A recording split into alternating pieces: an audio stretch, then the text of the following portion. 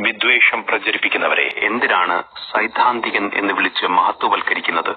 മതത്തിന്റെ പേരിൽ മനുഷ്യരെ തമ്മിൽ വേർതിരിക്കുന്ന പ്രസംഗങ്ങൾ ആവർത്തിക്കുകയും അതിന്റെ പേരിൽ കേസുകളും നിയമ നടപടികളും നേരിടുകയും ചെയ്യുന്ന ഒരാളെ വെറുമൊരു രാഷ്ട്രീയ പ്രവർത്തകനായി പരിചയപ്പെടുത്തുന്നത് പോലും തെറ്റായ സന്ദേശമാണ് നൽകുന്നത്. വാക്കുകൾക്ക് വലിയ ശക്തിയുണ്ട്. ഒരു പ്രസംഗം ഒരാളുടെ മനസ്സിൽ വിദ്വേഷം വളർത്താം. ആ വിദ്വേഷം പിന്നീട് സമൂഹത്തിൽ സംഘർഷമായി മാറാം. അതുകൊണ്ട് വർഗീയ വിദ്വേഷം പ്രചരിപ്പിക്കുന്ന പ്രസംഗങ്ങളെ ആശയം എന്ന പേരിൽ ന്യായീകരിക്കരുത്. അയാൾ ഏത് സംഘടനയുമായി ബന്ധപ്പെട്ടവനായാലും ഏത് രാഷ്ട്രീയ ചേരിയിലായാലും നിയമം എല്ലാവർക്കും ഒരുപോലെ ബാധകമായിരിക്കണം. പോലീസ് കസ്റ്റഡിയിലെടുത്തിട്ടുണ്ടെങ്കിൽ അന്വേഷണം സത്യസന്ധമായി നടക്കണം.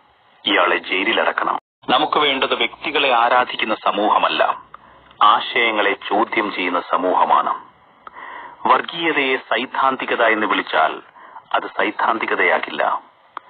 വിദ്വേഷത്തെ സ്വാതന്ത്ര്യമെന്ന് വിളിച്ചാൽ അത് സ്വാതന്ത്ര്യമാക്കില്ല. മതം മനുഷ്യരെ സ്നേഹിക്കാൻ പഠിപ്പിക്കട്ടെ. വിദ്വേഷം പഠിപ്പിക്കാൻ ആരെയും അനുവദിക്കരുത്. വർഗീയതയ്ക്കെതിരെ ശബ്ദമുയർത്തുക. നിയമത്തിന്റെ മുന്നിൽ എല്ലാവരും തുല്യരാകട്ടെ. മനുഷ്യർ തമ്മിൽ ഒന്നിക്കട്ടെ.